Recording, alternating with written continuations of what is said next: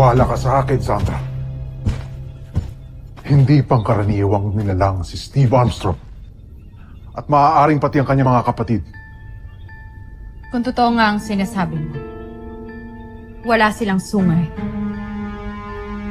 Huwag mo sabihing galing sila sa dugo ng mga alipin. Hindi ko rin alam. Ngunit hindi ba't matagal na nating natuklasan na dito sa Terra Air 2, tumakas at nagtago si Rothgar? Maaaring sa kanya nang galing ang dugong buzan ng magkakapatid. Maaaring may relasyon ng magkakapatid kay Rothgar.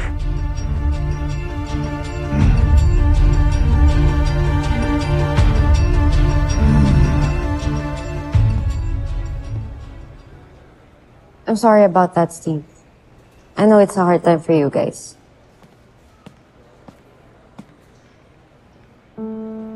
Jamie. Sorry, I was just looking for Anna. Wait lang. Sama mo kami dito.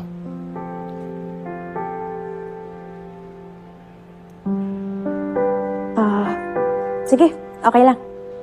Una na rin ako. Excuse me. Kuya, alis na rin pala ako. Marami pa akong importanteng gagawin. Good luck. Goodbye.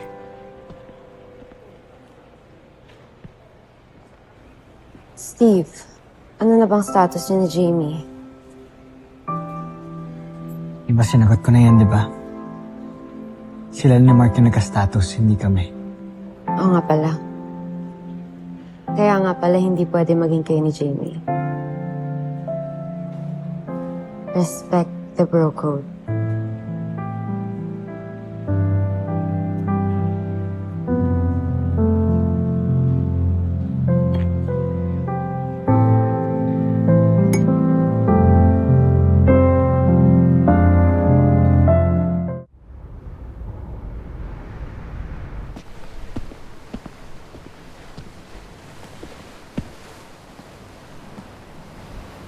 Jamie, I'm sorry about what happened to your dad.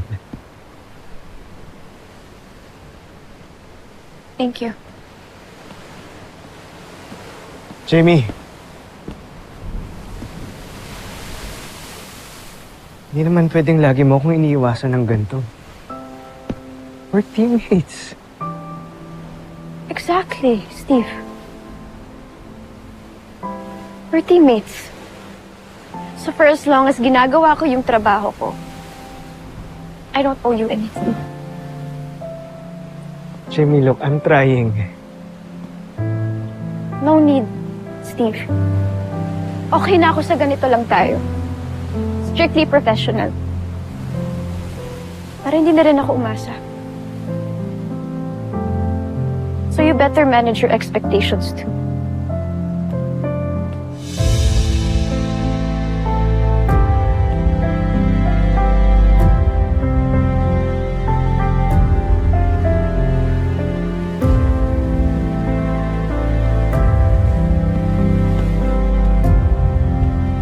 Steve. Steve, hayaan mo na lang kasi siya. Ako na lang. Ako na lang yung bigyan mo ng atensyon. Ava, I don't wanna sound rude. Pero we're not together anymore. Okay? So, pinaasa mo lang ako. Bakit naman kita papaasahin, Ava? Of course, hindi ko gagawin yun. Look, if nakapag-send man ako ng wrong signal sa'yo, I'm sorry.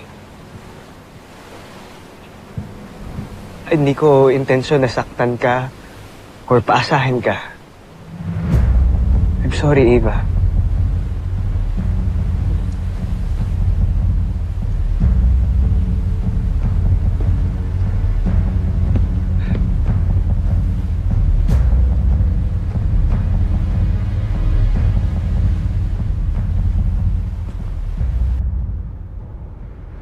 kamusta yung investigation sa attempted assassination kay Jamie dati? Hindi pa tapos ang kaso na to, lalo na may pumatay dun sa suspect. May lead na ba kayo? None yet, Doctor. Pero hindi kami tumitigil sa pag-investigate. Mukhang matatagalan pa. Pero I assure you na madadakip din namin yung traitor na yan dito sa camp. Very well, Edwards. Dismissed. Thank you, sir. Let's go.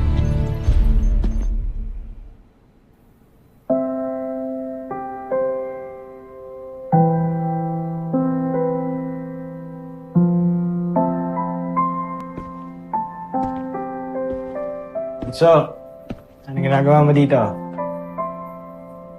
Tinitignan ko lang yung mga lumang gamit ni Papa. Eh, naalala ko na naman kasi siya eh. Sila ni Mama. Alam mo, kahit si Kuya Steve naman din.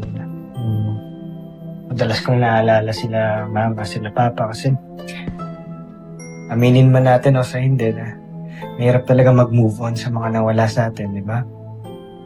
Si General Robinson, si Dr. Smith, si Mama, yung pagkawala ni Papa. Pero bilang pilots, bilang tagapagligtas ng buong mundo, kailangan nating pilitin sarili natin na mag-move on. Right? We always have to be brave. Be strong. Opo, Kuya. Pero Kuya, naaalala pa rin kaya tayo ni Papa? Sa tingin mo, naiisip niya pa rin tayo kung nasan man siya ngayon? Oo naman. Panigurado yun. Lagi niya tayong iniisip. Alam mo, kahit may dugong Buzenian si Papa, mabait naman siya ng Buzenian, di ba? So, 100% palagi niya tayong iniisip. Ayun lang nag-sinkin sa akin to, Kuya. Na may dugo pala tayong Buzenian. Kaya pala, hindi tayo tinatablan ng ordinaryong bala at hindi rin tayo agad-agad nasasaktan physically.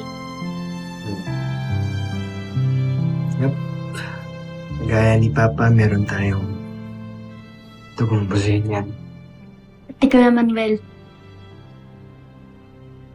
Di man yung pangalan niya, Little John. Zardos. Huwag mo siyang ihalin tulad kay Papa dahil hindi siya mabuting Buzenian. Masama siya, kaya niya nga gustong sakupin yung mundo natin eh. Ha? Huwag mong kakalimutan yan para hindi na tayo maloko ulit ng Zardos na yun. Okay?